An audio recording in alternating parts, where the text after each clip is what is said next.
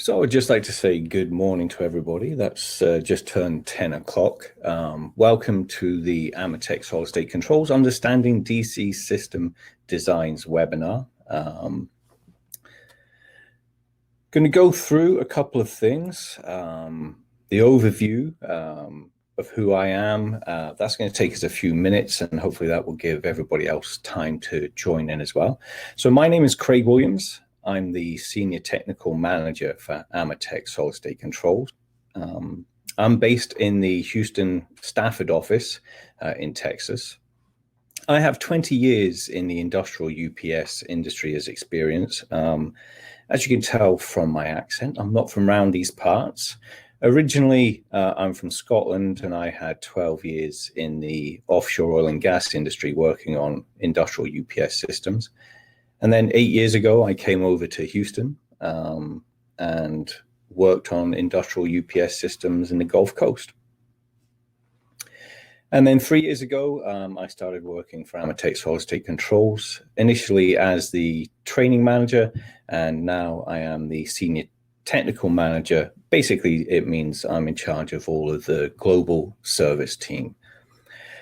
I've worked with all major UPS charger manufacturers, so I have a wide experience of many different makes and models.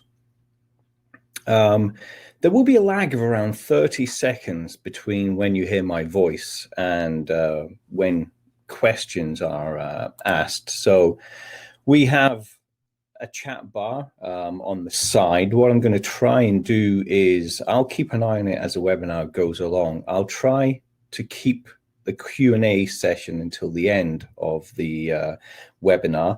But if something pertinent comes up during the webinar that I think needs to be answered, then I will answer that question at that time. So, but please do bear in mind there is going to be a lag from when I'm talking to when you put the question in. The platform that we're using is Webinar Jam. Originally, on our last webinar, we were using Microsoft Skype for Business, and it crashed and it didn't work too well, unfortunately. So we've spent a lot of time trying to find a good provider, and Webinar Jam seems to hit all the marks on that. And what it does is I actually have a panic button on my dashboard. So if for some reason you let me know during the chat that connection has been lost, or you can't hear me, or something like that, then I'll be able to see that, and then I can press the panic button. And what that should do is it will create a new webinar room for everybody, and it will restart the connection and hopefully prevent any issues of us getting disconnected. The webinar is going to be recorded, and you will receive a link for the recorded webinar. And the webinar should last around about 1 hour. Really, the presentation is going to take maybe 30 to 45 minutes. But depending on how many questions are asked, it could take longer, it could take shorter. Okay, so that's all that taken care of. Just want to, I suppose I should have asked this to start off. Can somebody put in the chat bar if you can hear me or not? That would be ideal. That will test that the chat system is working and that you can hear me.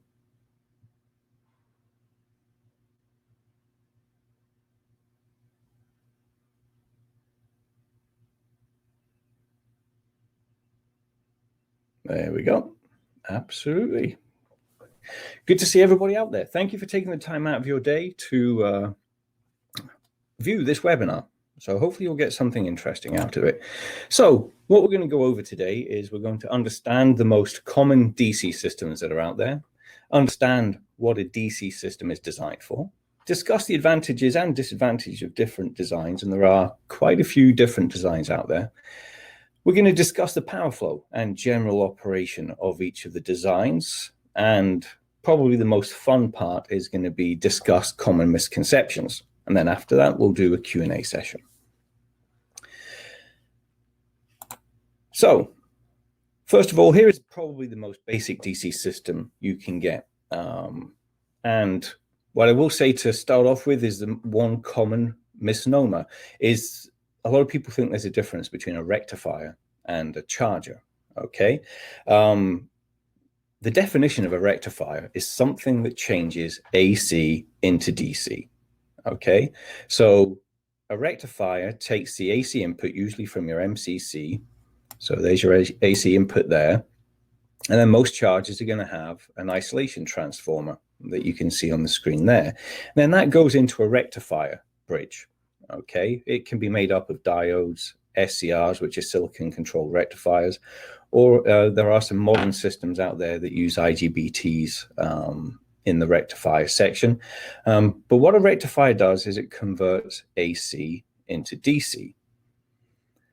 Now, if you add a battery to the system, that's when really it becomes a charger, because you are still using the rectifier to convert AC into DC, but you're using that DC to keep your batteries charged. Okay, so that's why the terms rectifier and charger are usually interchangeable. And then the batteries are in parallel with the DC bus, so they are always there being charged, and if anything happens to the rectifier, the batteries will continue to supply power out to your load circuits out here. Okay, so that is the most basic rectifier charger system that you can get. So if we go on to the next page, this is actually this is the ideal way to design a single rectifier battery system. Okay, so on the left-hand side here, we've got your MCC, and in most industrial charger situations, your MCC is going to supply 480 volts, three-phase, to the input to your rectifier. Now, there are caveats to that. Some people use 208. Some people have a need for single-phase inputs to their charger. But in most industrial cases, it is going to be three-phase, 480 volts, going to the charger system. Okay, so then we have our AC input terminals on our charger here, and most chargers are going to have an isolation point inside them. So we have an AC input breaker at this point here. Then that goes into a transformer. Transformer is there for two reasons. It gives us isolation between the input primary and the secondary of the transformer. We'll discuss why that's important later. And then it also allows us to step down the voltage. Now, in most industrial charger situations, we're going to be charging at a 120 volt nominal. So you're usually going to connect your charger rectifier to a 60 cell lead acid battery system. Now, obviously, there's other voltages. You can do 48 volts, 24 volts, and sometimes higher. You can do 240 volts. But in most applications, it's going to be 135 volts. Well, sorry, 120 volts nominal DC. So what the transformer does is it steps the 480 volts down to a suitable AC voltage that can then be rectified to the correct DC output that we require. And in this circumstance, like I said, if it was 60 cells, you would actually have 135 volts DC coming out of this charger. Because even though you have 60 cells, commonly in the US at 77 degrees Fahrenheit, lead acid cells are charged at 2.25 volts per cell. Always check the manufacturer's guidelines for that, but that is a good common number to base it on. So 2.25 times 60 cells is 135 volts DC. And then on the output of a charger, right here, sorry, there's going to be a DC output breaker, another way where you can isolate within the charger itself the power going out to your DC panel. So therefore, your cables go out to your DC panel, and what you're going to have is a breaker on the DC panel that will probably say charger input breaker to the DC panel. And that's between the input to the charger and the actual DC bus inside the DC panel itself. And a good design will have the battery connected through another breaker onto the DC bus, because that will give you two isolation points, and we'll explain why that's important later on. And then these other breakers here are just the breakers that can go to your load circuits. Okay, so this is a really good design, because what you can do in this circumstance is you can isolate the charger at this point here, and you can still have the battery online feeding the load circuits, and you can do maintenance or even replace the rectifier while you're still supplying load with the battery. And vice versa, you can also open the battery disconnect. You can, if you're going to do a capacity test on the battery, you can connect in a temporary battery, disconnect the existing battery, and then close that breaker, and you can do a capacity test or even maintenance on the battery as well. So it's very good, gives you many options. So what's not a good design? Well, a lot of people will look at this drawing here and say, well, there's not much difference between what I'm saying is a good system design and this one here where it's saying not a good design. And the difference in this one here is they haven't connected the battery here directly onto the DC bus inside the DC panel. What a lot of people, well, not a lot of people, but what some people do is they actually connect the load cables and the battery cables to the output terminals of the charger. Now, for me to explain that, I'll go to the next slide and you can see what I mean. So here is the DC output from an Amatec solid-state controlled charger. And you can see here, they have the load cable connected via a lug on the front of this bus bar, and they have the battery cable connected on the back of this bus bar. So they have connected the load and the battery cables in parallel. This is absolutely fine. It will work. But what happens if you need to do maintenance on the charger? If something goes wrong with the charger and you need to do maintenance on it, then what you're going to have to do is you're going to have to lift this lug here. You're going to have to undo this bolt and disconnect this lug. And if you do that, you're going to break the circuit between the battery and the load cables, which will drop power to your load. So that is not a good system. So you shouldn't do that. And the other one that's not a good design is if you connect the load cables and the battery cables at the battery itself. And another example of this is here. So the top cable on this picture here is from the charger. Okay, that's supplying power to the battery. What some people do is they will use this additional hole on this plate on the main positive connection, and they will attach their load cables there. And you go back to the same situation where if you want to do maintenance on the system, which could involve removing these bolts here and removing the plate completely from the battery if you want to replace the battery, then you're going to have issues. So it's much better to follow the design and have the battery go through one breaker to the DC panel and the charger go through another breaker to the DC panel. I hope that was clear. Once again, remember, if you have any questions, just type them in the chat bar on the side and I will go through them as we go. So that's what not to do. And also, here's another example of a battery. Once again, the bottom, this cable here is from the charger. If you connect your load cable to this side of the lug, then you're going to be in exactly the same situation. If this bolt ever has to be undone for any reason, you want to maintain power to the load circuits, whenever you undo that bolt, you are going to lose connection and you are going to drop your load circuits. So not a good design. So what we discussed earlier was for a single charger. So you can also have a dual parallel system.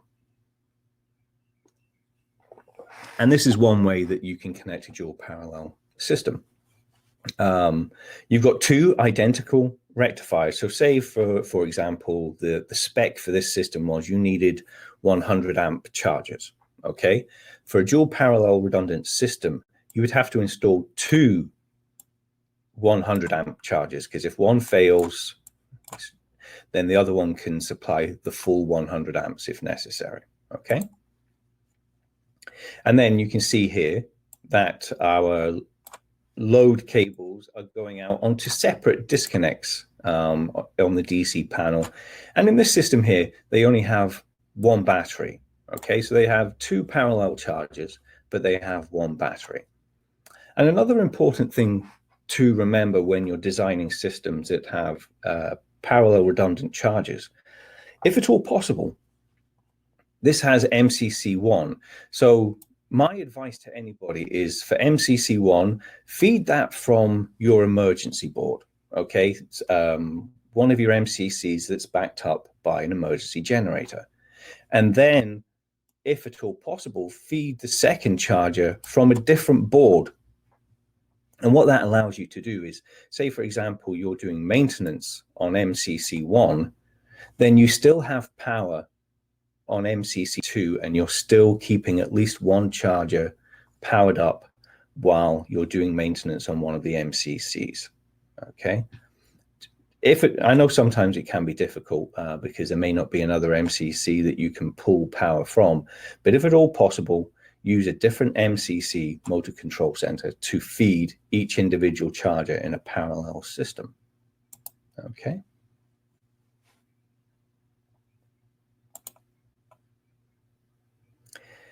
Now, this is identical to the picture before, but in some highly critical DC systems, they may not have a disconnect for the battery. The battery may be connected directly onto the DC bus. And a good example of this is DC lube oil pump systems for turbines. They don't want anything to interrupt power from the battery. They want to run basically to destruct when you're trying to protect the bearings on a very expensive turbine. So they may remove the disconnect and connect the battery terminals directly to the positive and negative of the outgoing bus in the DC panel.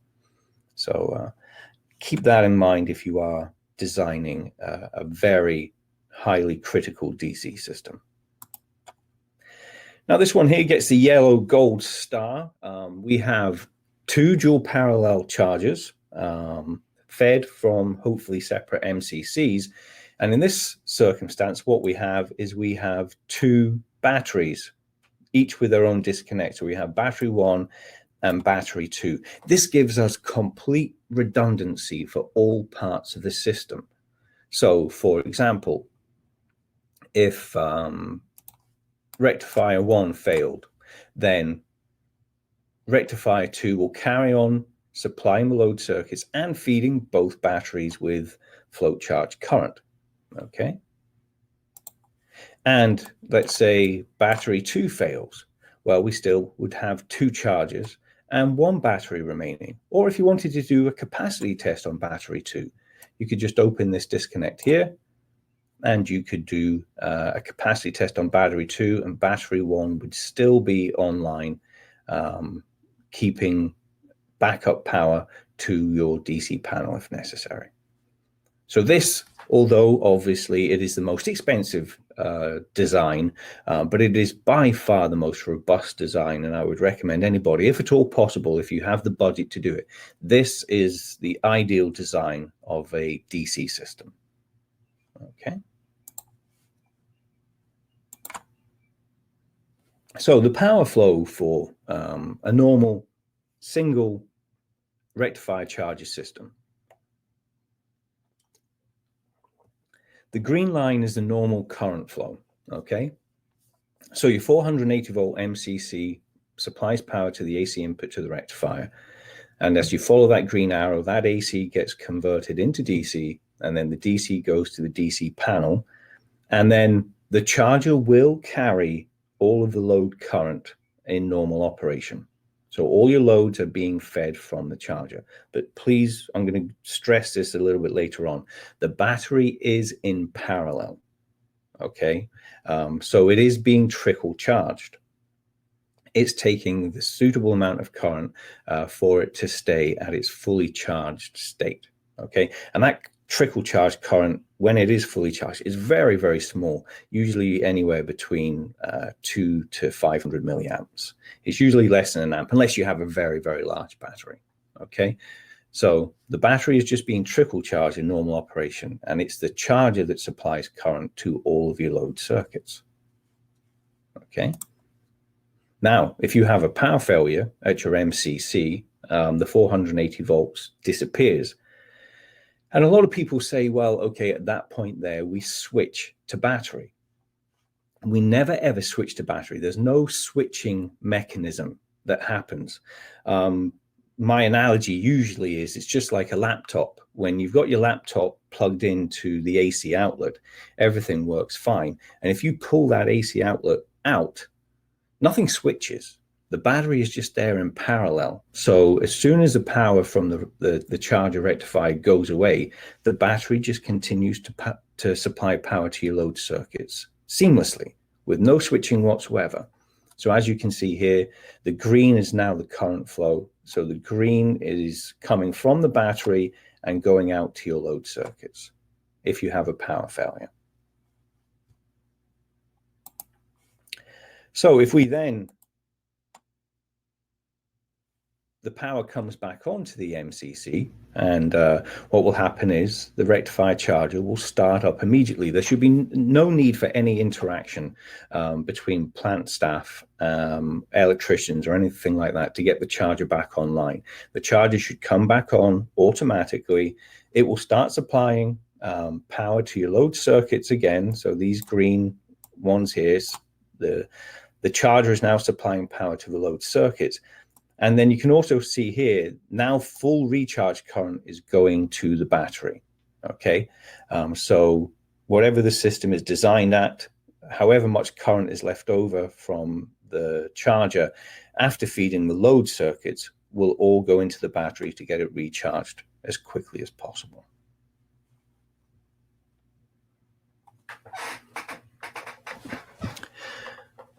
Okay, so somebody's saying the voice is very low and hard to hear. Hopefully that's not the case for everyone. Is anybody else having issues with the audio?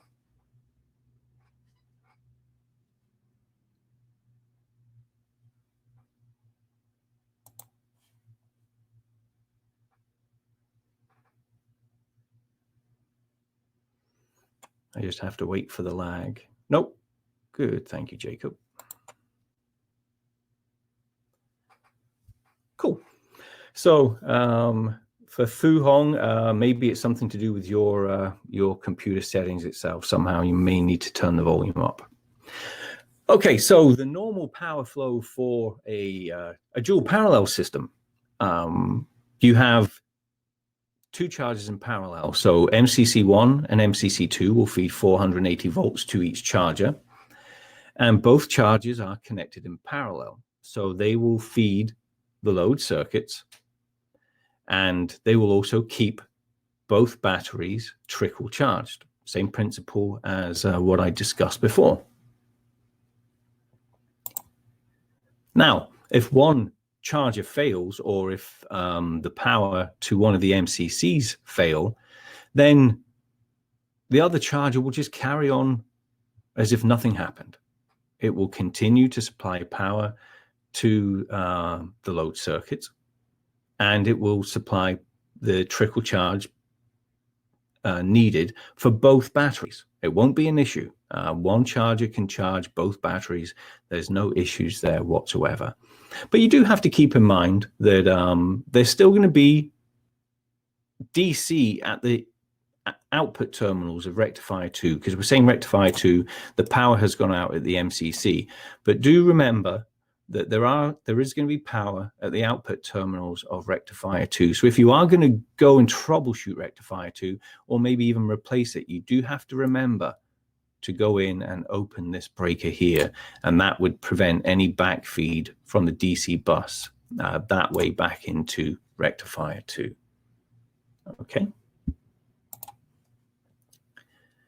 And then if the other charger fails, or both MCCs, we've had a complete power outage in the plant, then both rectifier charges are not going to be supplying power anymore.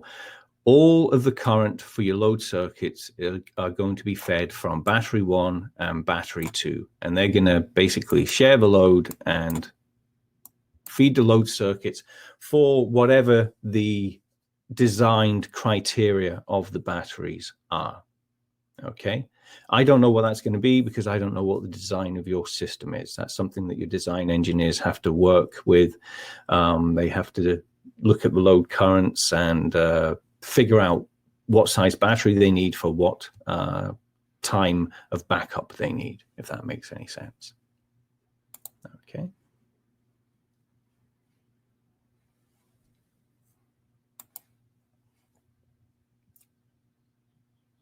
Now, this picture here shows what you can do, why this system is such a good system when you have a dual redundant charger system.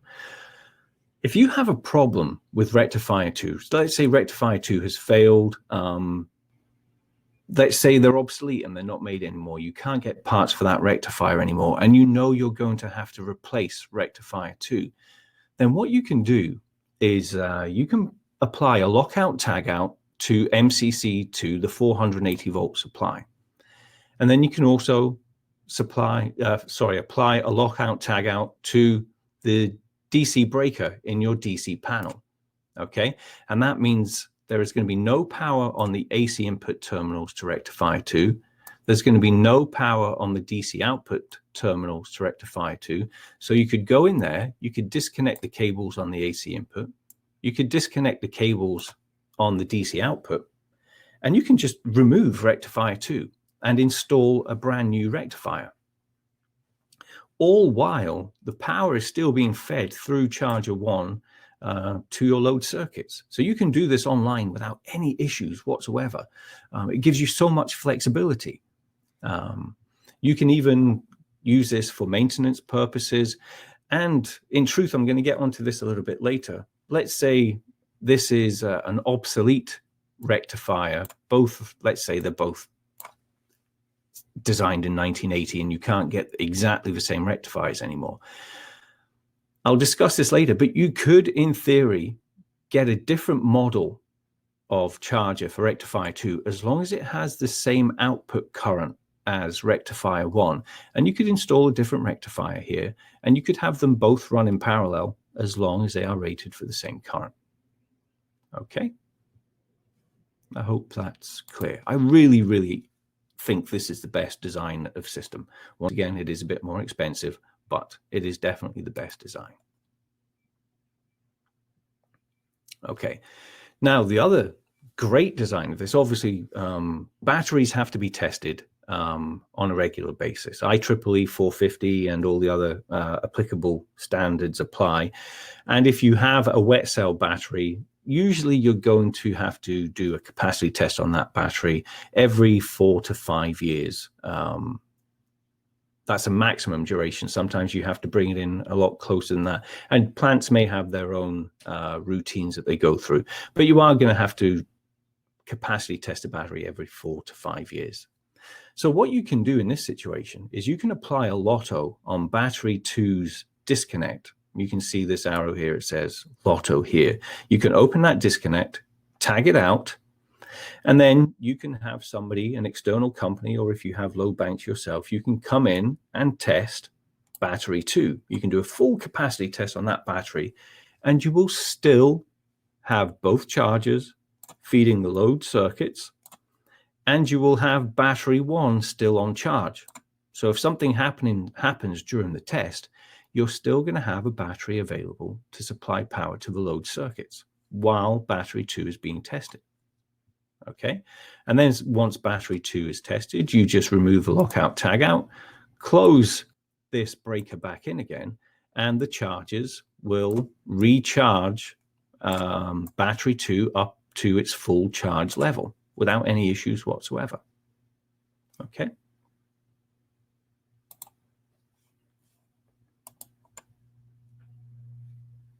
So I hope that explains most of the DC system designs that are out there. So the typical uses for DC UPS systems, because they really are still a UPS, because a UPS is classed as an uninterruptible power supply. And anything that has a battery backing it up is basically an uninterruptible power supply. So it's called a DC UPS. So really, for the oil and gas industry, the most typical application is going to be a switchgear tripping and closing supply. The DC charges the springs, controls the solenoids and mechanisms that cause the tripping to happen, and it also keeps the power maintained on all of your electronic tripping curve circuits. That's probably not a good way to explain it, but all of your electronic tripping and closing controls, the DC will keep those powered up as well. Okay, and it's very, very important that those tripping and closing springs can be charged and discharged, and the switchgear can disconnect power when there is a power outage, because if there is a fault when all AC power has been lost, those batteries are critical to allow that fault to be cleared and not cause a fire on your MCC. The other use for DC systems is a DC lube oil pump on turbines. Once again, that is absolutely critical. You know, you have a million, I don't know how much turbines cost these days, to be honest, but it's multi-million-dollar turbines, okay? And what the DC lube oil pump does is, if you do have a power failure and the turbine has to be shut down in a controlled manner, the DC lube oil pump will supply power to the pump that keeps oil flowing through the bearings as the turbine slows down and comes to a halt. And if that pump loses power, then the turbine bearings are going to fail because they're going to overheat, and then the shaft of the turbine is going to be warped, or it could even break, and that would be a huge expense to anybody. So DC lube oil pump batteries are extremely important. Common offshore, you have DC powered DCS systems, distributed control systems. Basically, on a lot of offshore installations, rather than have that fed from an AC UPS, they will take a 24-volt DC battery and a battery chargers, and they will use 24 volts DC direct to their DCS system to keep their DCS system powered up. So they have complete overview of the plant process. Okay. Also, telecommunication systems, broadband, cell phones, all these kind of systems have to have a backup system. And that's usually either a 28 or a 48 volt telecommunication system that backs those up. And there are also some instrumentation requires DC power. There could be some solenoids out in the field, or some sensors, transducers. Sometimes they work off DC power. So that list is not limitless. There are many other things that use DC power that I haven't listed there, but that's how critical DC power can be in the plant situation. Okay. So here's my favorite part.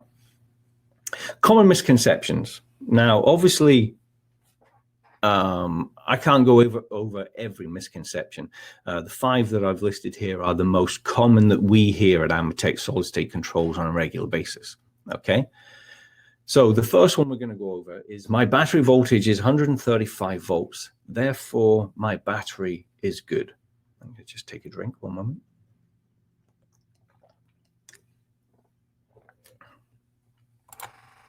So that couldn't be further from the truth.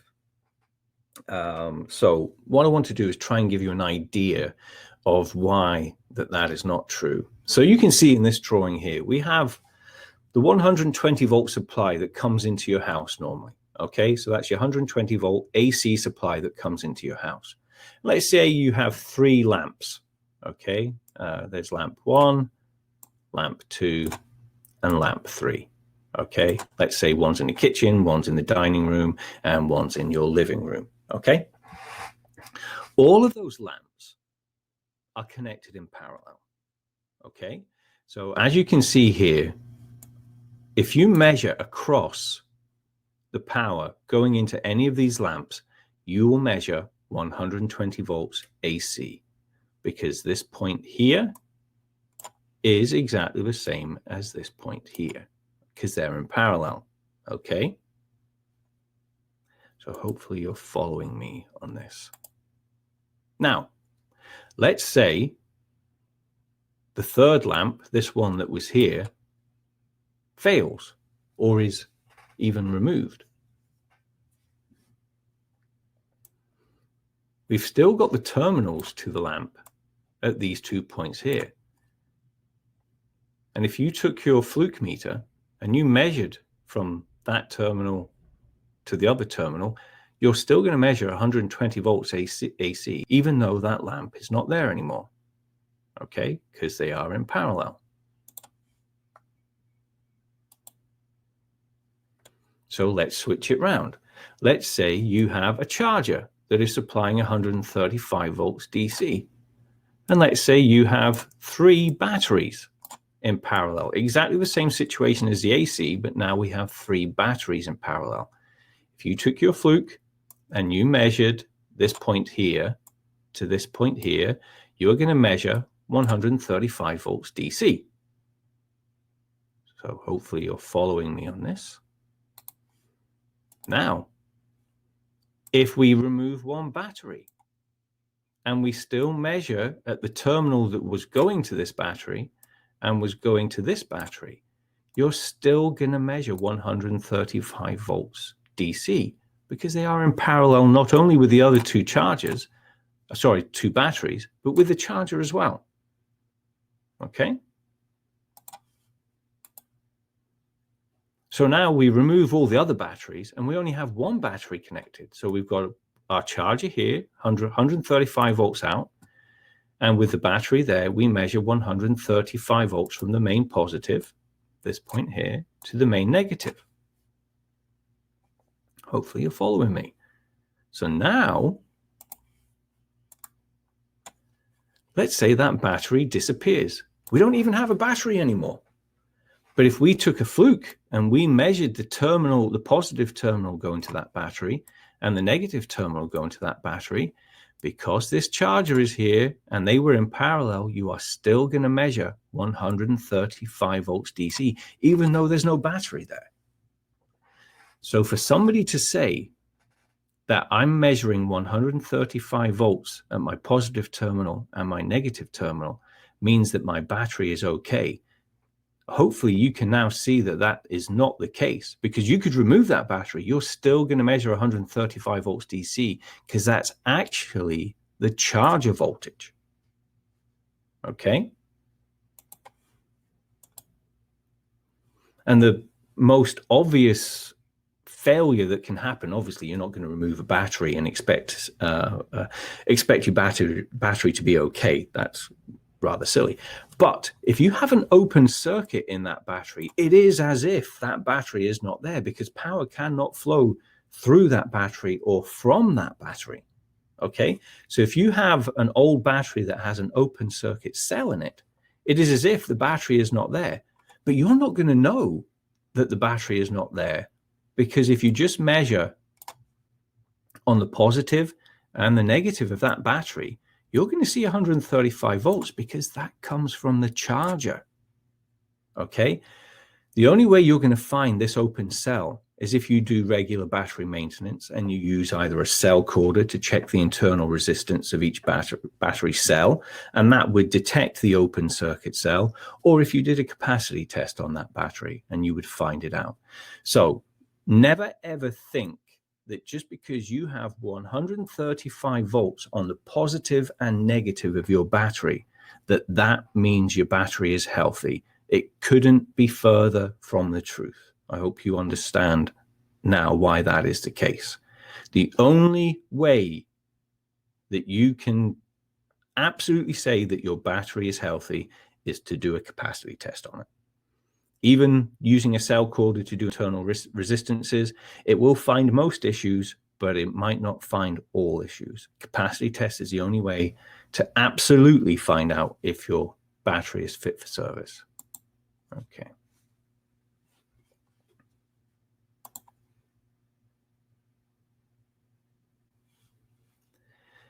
Our next situation, let me just do one thing, is I can disconnect my battery while I am online.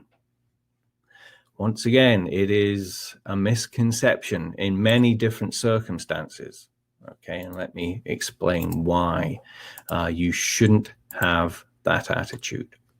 Okay, so in normal operation, our charger is feeding the load circuits. Okay, and we are keeping the battery on trickle charge.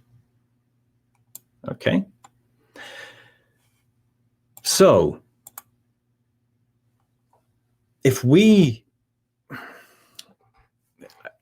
I'm not going to get into exactly how a charger operates, but basically what it does is it rectifies the AC into basically this purple waveform here.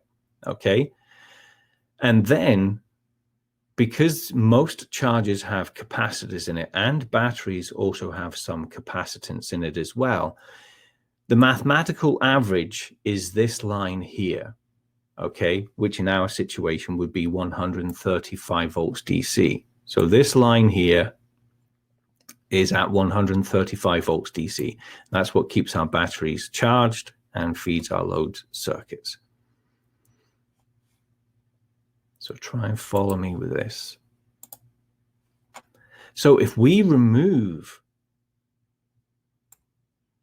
the battery, if we disconnect the battery to do some maintenance on it, okay, if this charger is an older charger and it does not have a capacitor bank, a filter capacitor bank inside of it, what's going to happen is the capacitance of the battery, and when I say capacitance, I mean actual two plates connected, sorry, not connected, two plates very close together, separated by a gap, becomes a capacitor. Okay, so we've removed that capacitance internal to the battery that was smoothing out the DC. Remember, to that line that was round about that value there. So if the charger doesn't have capacitors itself, your load circuits are going to see that blue waveform. They are going to see, we call it a pulsating DC waveform, okay?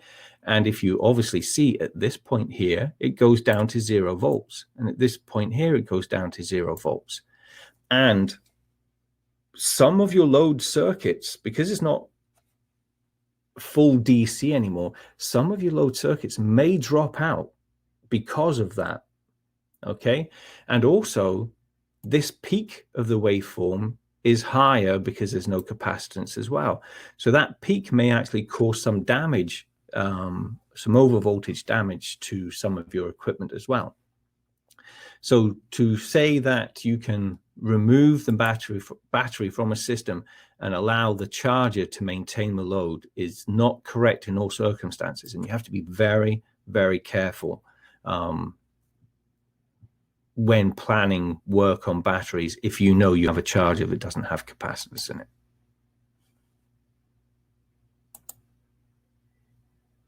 Okay. The other reason why you can't disconnect the battery, so in this picture here you can see we've got the lotto applied to the battery breaker here, is in some circumstances, in many circumstances, the charger is usually sized for the recharge time of the battery. Okay, so when the design engineers were working out what size charger they need and what size battery they need, they looked at the load circuits, how long they needed to be maintained for if there was a power outage. And in this situation, we're seeing here that the design engineer chose a 100 ampere hour battery. Okay, so they then decided, okay, we need that battery to be recharged within 8 hours. What size charger do we need to recharge those batteries?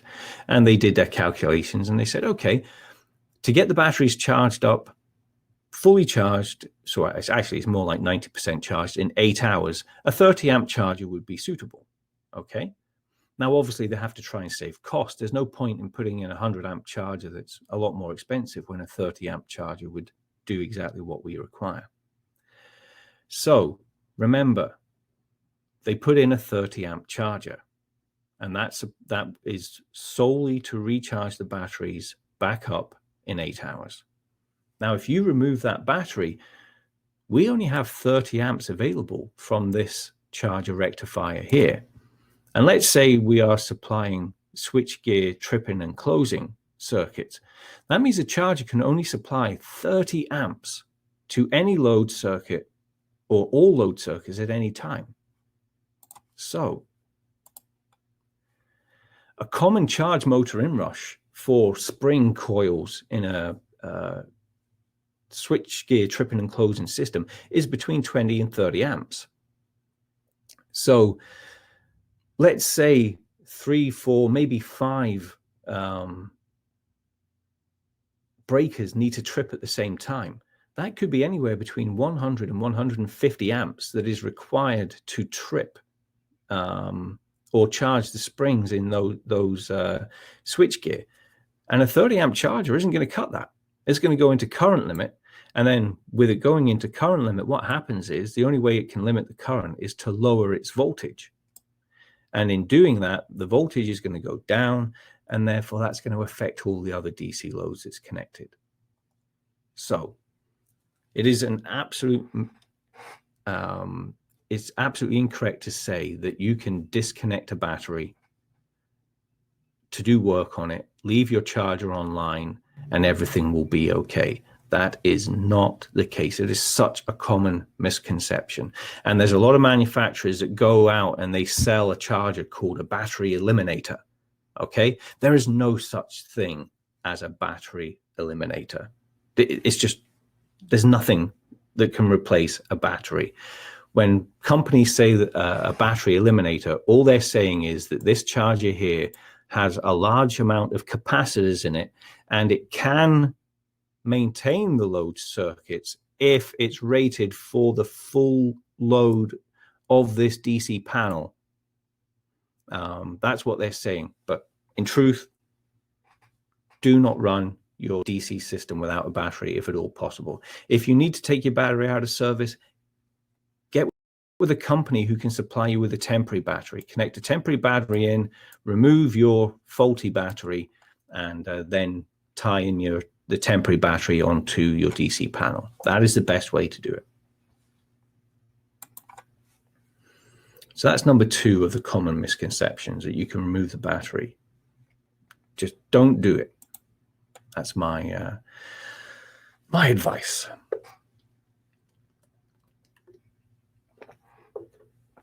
Okay, the next one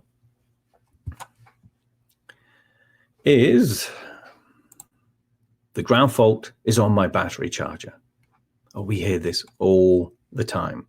Now, there are obviously some situations where the ground fault could be on the charger, but 99% of the time, the ground fault is always on a load circuit somewhere.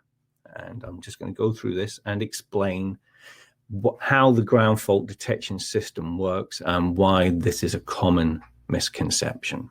Okay.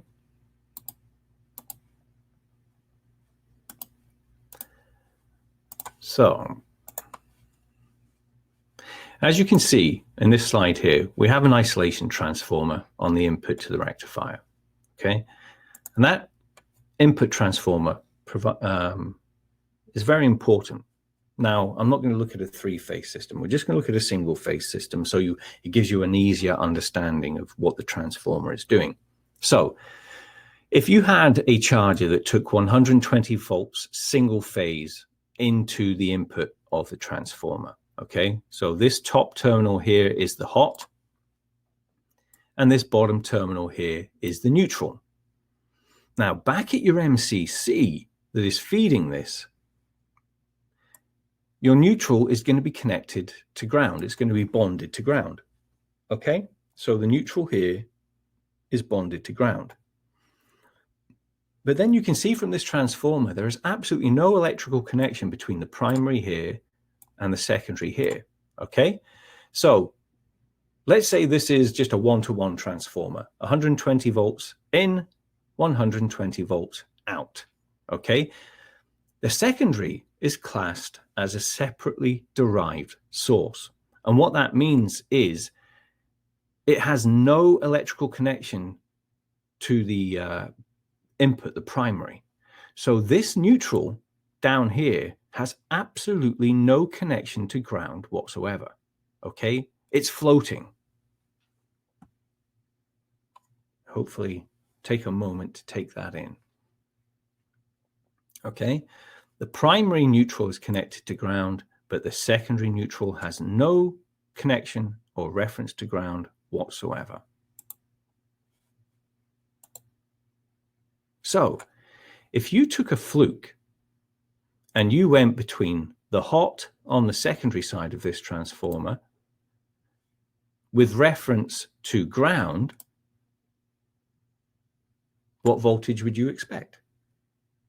Well, obviously on the screen here, it says there is no reference. So there should be, in an ideal world, there will be no voltage because there is no reference whatsoever.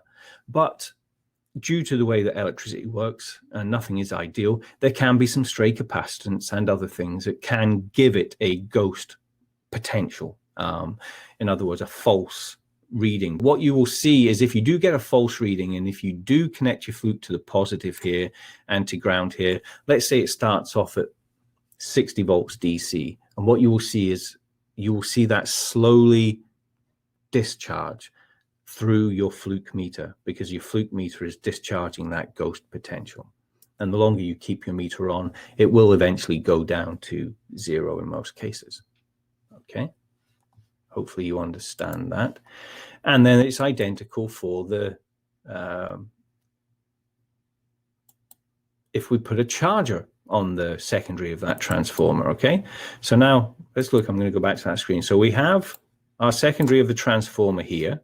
Okay, so the next slide, we still have the secondary of the transformer here. Remember, we've got no connection to ground down here. And then we are taking that AC and we're putting it through our rectifier charger here. Okay, so that means there is still no reference if we go on the positive of the battery down to ground. Once again, there could be stray capacitance and other things giving a ghost potential. So if you go between the positive and the battery rack, which should be connected to ground, there should be no reference whatsoever. You should, in an ideal world, see 0 volts. Okay, and that is the same for the negative to ground. There should be no reference.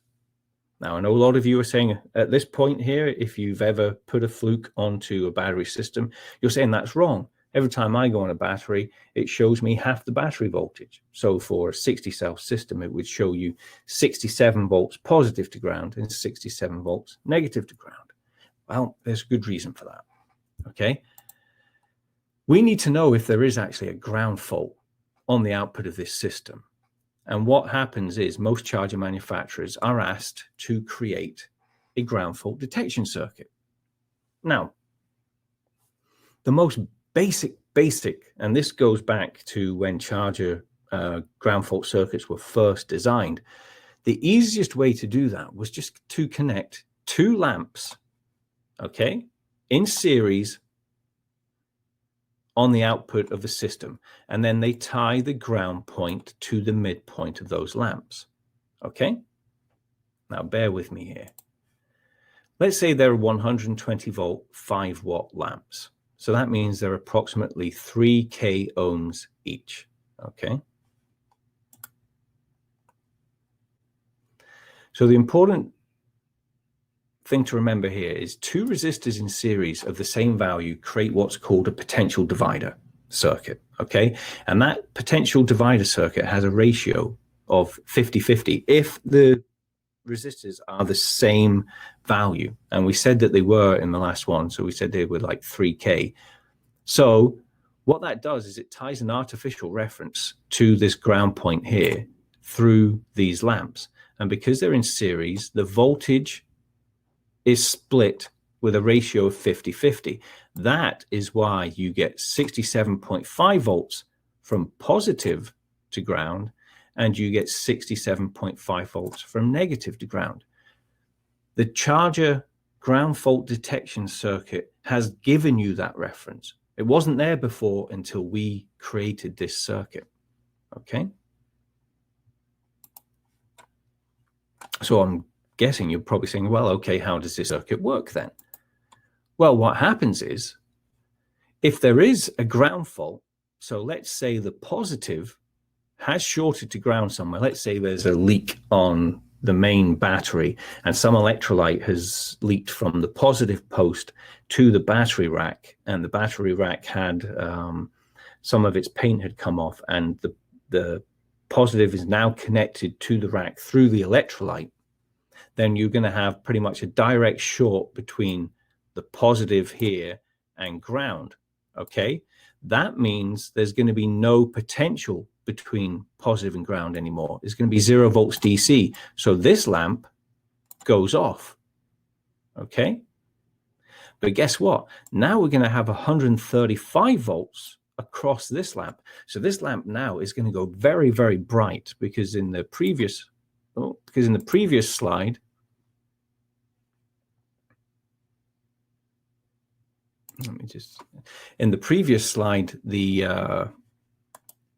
the lamp was only dimly lit, and now this light here is fully lit, and that indicates that you have a positive ground fault on your system. Okay. Hopefully me minimizing my screen there hasn't made your presentation look weird. It has made my presentation look weird, but hopefully we can carry on regardless. Okay, so as I said earlier, ground faults are nearly always caused by circuits on the load side of a DC panel. So any fault on the load will be indicated as a ground fault in the charger because they're connected in parallel. Okay, so any ground fault, so you can see here, here's a ground fault on this circuit here. Okay, any ground fault on that circuit will show a ground fault inside the charger itself. So if you are in a situation where you have a ground fault on your system and you don't know where it's coming from, the first thing I always recommend our clients to do is open the rectifier output breaker, the charger output breaker here. Okay, obviously you still need to make sure that your battery is connected. You have to make sure your battery is connected. Okay, and then if you open the battery disconnect, sorry, the charger disconnect here, that removes the ground fault detection circuit from the system.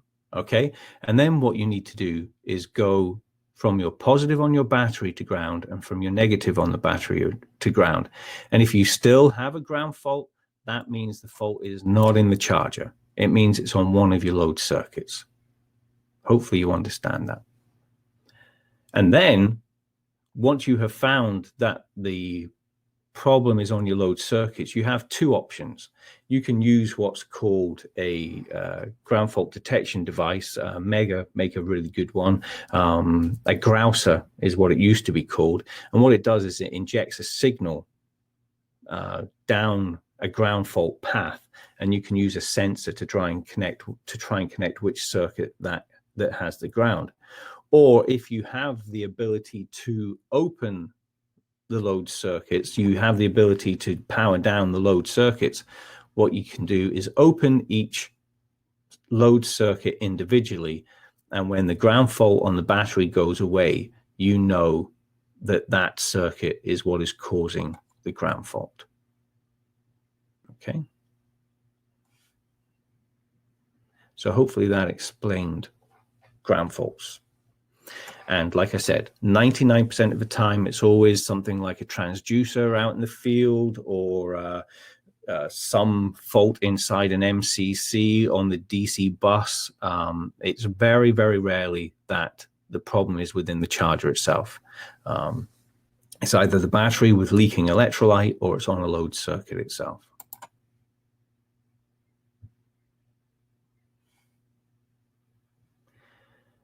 So the next one. My parallel chargers are not sharing the loads. Excuse me if I laugh.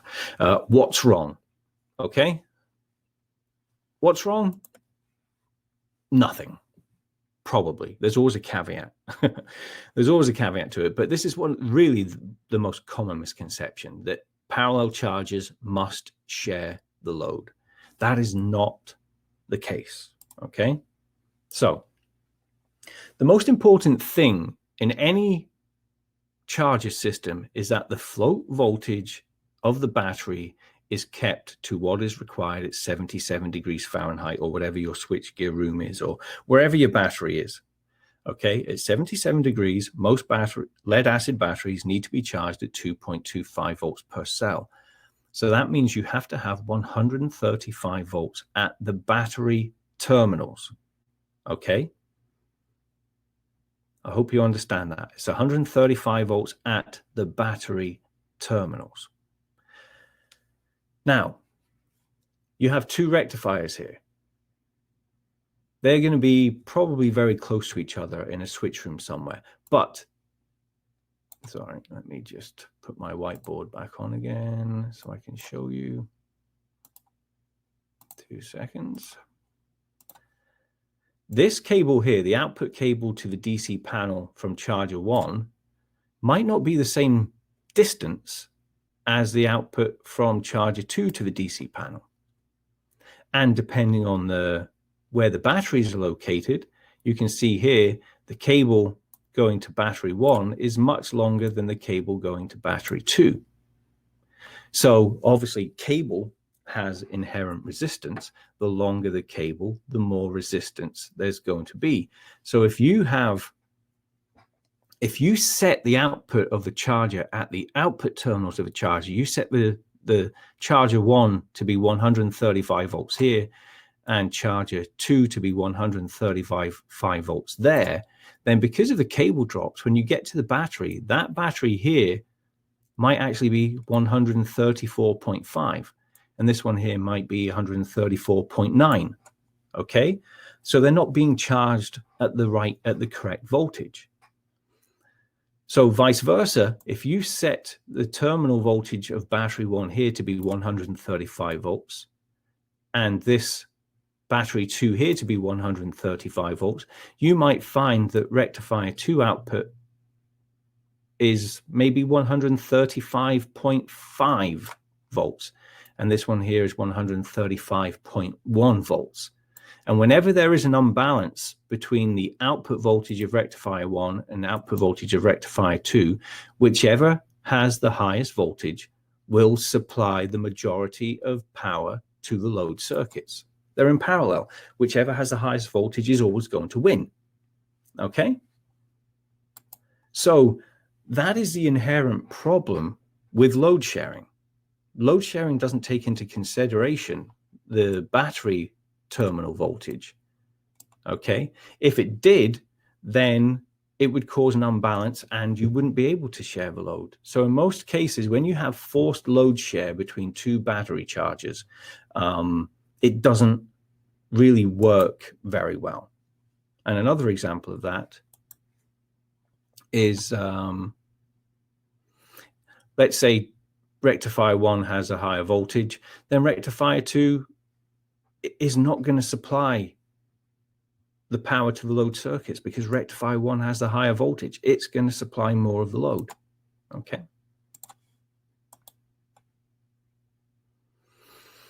Also, it's got to be noted that the charger circuitry to force a load share is inherently very poor, at less than 10% of rated load. That goes for nearly all manufacturers. And in most circumstances, you'll find that most chargers are very lightly loaded. It will be below that 10%. So the forced load share is not going to work very well.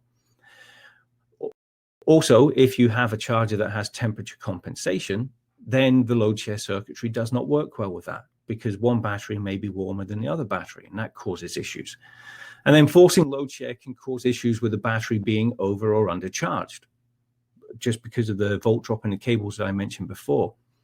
The best idea is to set the output of both chargers at exactly the correct float voltage for the battery. So you go to battery A and you set the charger A to 135 volts. You go to battery B and set it to 135 volts, and then just leave them. Then they should work absolutely fine. okay? And then if you have a concern that one charger doesn't work because it maybe has a slightly less voltage than the other charger, then what you can do is just press the equalize button. And then if the charger starts to supply current at the higher voltage, all is good. And then you just put it back to float. Okay. It's one of my pet peeves, forced load share. There's absolutely no reason for it whatsoever. A lot of people will say, okay, well, if I don't see current on charger 2, then I think that it is broken. Well, like I say, just press the equalize button and then see if it takes over charge. And if it does, the charge is absolutely fine.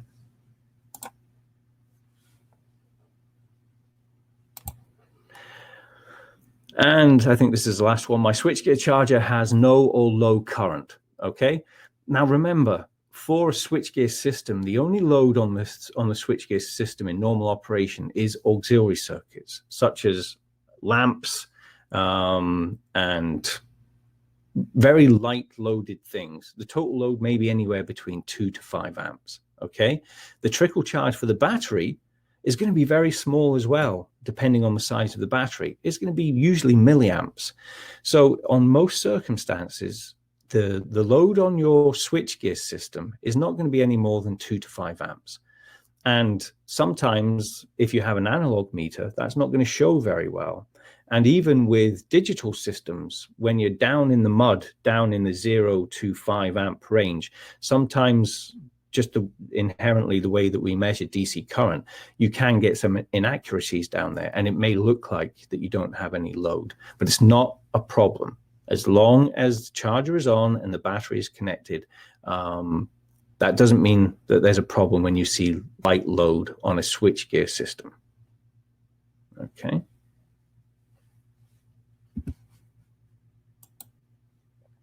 So that's the end of the presentation. I see nobody has really asked any questions during the presentation. That's been an hour. I'm still available for the next 15 to 20 minutes. So now, if you have any questions that you would like to ask about the presentation, I'll leave it open for 5 minutes. If we don't get any questions, then I will just finish the webinar. So now's your opportunity. Type it in the chat bar if you have any questions. And obviously there's going to be a delay, so give me a chance to catch up if you do. So we'll keep this open until about 12 minutes past 11 for all your questions. And if you don't have any questions, obviously this is the end of the webinar, so you can go off. You will be sent a link. If you do log off, before you do, we are going to be sending out a survey to everyone to ask what you thought of the webinar, what you think we can do better. And also, don't forget that Amatec Solid State Controls, we offer training. If you go to our website, you can come to our facility in Stafford, Texas, and we offer what we think is the best training that you can get on live systems. We have a huge lab that has many different types of our UPSs, batteries, and charger systems. And if you're looking to sign up, then you can go to our website and you can sign up there and we can take care of you. Hopefully the coronavirus hasn't affected you guys too much. I know it's causing a lot of issues all over the world, and I know we have to take the correct precautions, but hopefully it's not affecting you too much. Okay, so we have a question. If removing the batteries out of a single system can cause damage, how do you do battery maintenance while online? It's a very good question. Most of the battery maintenance that's done with the battery online is with a cell corder. And the cell corder doesn't need you to remove the batteries from the system. It does an internal resistance check with the batteries being online. It basically injects current through each individual cell and then measures the volt drop across the positive and negative of each cell and determines the internal resistance of that cell itself. So you don't have to disconnect the battery to do that sort of maintenance.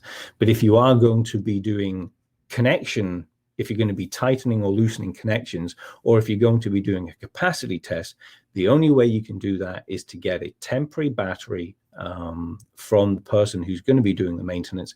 They can connect that, they can temp into the system, and then remove the battery that's being tested from the system while the temporary battery is taking care of the load circuits. Now, do bear in mind, you must use a reputable company to do that, because they have to look at what the ampere hour of the battery that is being maintained is. So say it's a very large 1000 ampere hour battery, then they are going to have to come in with a very large 1000 ampere hour battery as a temporary, because you have to be in a situation where if the power goes off while you're doing testing, that battery has to be able to fulfill its needs.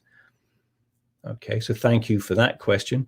In the comments section, if you are looking for the training, Brooke has put in a link to the training in the chat bar, so you can use that to go to our training website. Any more questions? I hope that answered your question, Skip.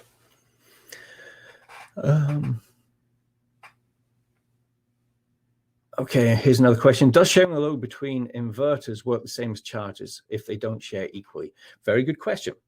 No, it doesn't work the same. Inverters are far, far more complex than chargers. And what that does is it means we have to have very detailed control circuits. And with AC, with DC, all you're dealing with is resistive loads. Okay, you don't have to deal with power factor. But with AC inverters, you're dealing with power factors, leading loads, lagging loads, inductive loads, capacitive loads. And that all affects load sharing. And you have to have very complex electronics to be able to figure all of that out. Because if you don't, then you can have problems where one UPS will actually feed circulating current into the other UPS if it's not designed correctly.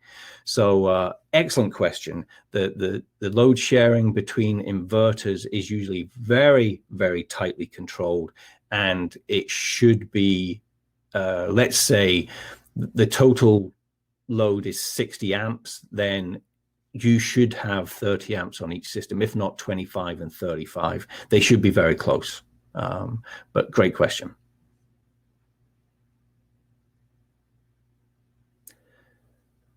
Okay, while we wait for any more questions, I just want to say that we will probably have our next webinar in a month's time, a month from today. If you have any suggestions for what you would like that webinar to deal with, please let us know. You can go to our website, contact the service email. It's service@amatec.com. And if you have any topics that you would like us to cover, then we would love to hear what you have to say. Okay, we've got another question here. We use DC systems a lot, and when they read the spec of the battery and the battery charger, what information is needed to know, like input and output power, ampere hours, and everything? It's actually a very difficult question. Basically, the first thing that you need to know is you have to get a load schedule of all of the DC loads that are going to be connected, and you have to work on a worst case scenario. Okay, so let's say that worst case scenario is if every load was on, you need to have 100 amps. Okay, now most people are going to be very cautious. So what they're going to say is, okay, if every load is on, I need 100 amps, I'm going to put in some error there. So they're going to say, okay, I'm going to add 150%, sometimes 200%. So they're going to say, okay, worst case scenario, I'm going to say it's going to be 200 amps. And that gives me some room for expansion as well. So let's say all the load circuits are 100 amps. You say, okay, but my system needs to be able to supply 200 amps. What that does is now you know how much current you have. Now you have to work out how much time do I need to supply that 200 amps for? What is the specification from the customer? So let's say the customer says, I need my load circuits to remain energized for 3 hours. Okay, that gives them enough time to shut down valves, do whatever is necessary. So they say 3 hours is what I need to backup time.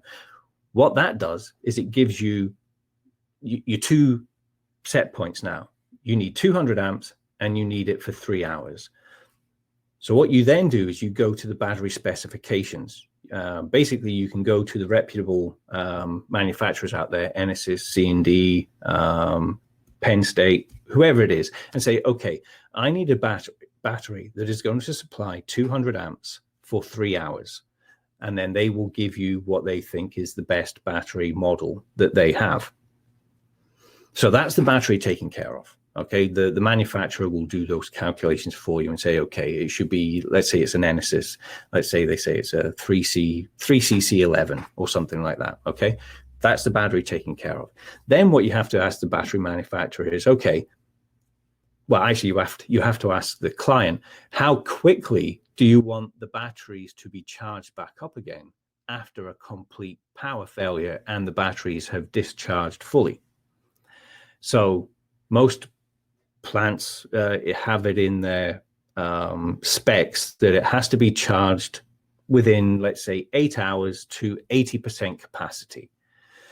So therefore, you go to the battery manufacturer and say, okay, how much current do I need to supply back to the batteries to get them charged back up again in 8 hours? And the battery manufacturer will say, okay, you need 50 amps. So therefore, that tells you what size your charger should be. Your charger is only there, remember, to keep your batteries charged. So you can put a 50 amp charger onto a battery that is designed to supply 200 amps for 8 hours. As long as those three things I mentioned, the backup time required if you have a power failure, and the recharge time, once you know those, that's what you need to know to design the system correctly. And what I would say is most of the manufacturers will help you with all of those calculations if you just tell them what the spec that the client is looking for has. Hopefully that answers your question.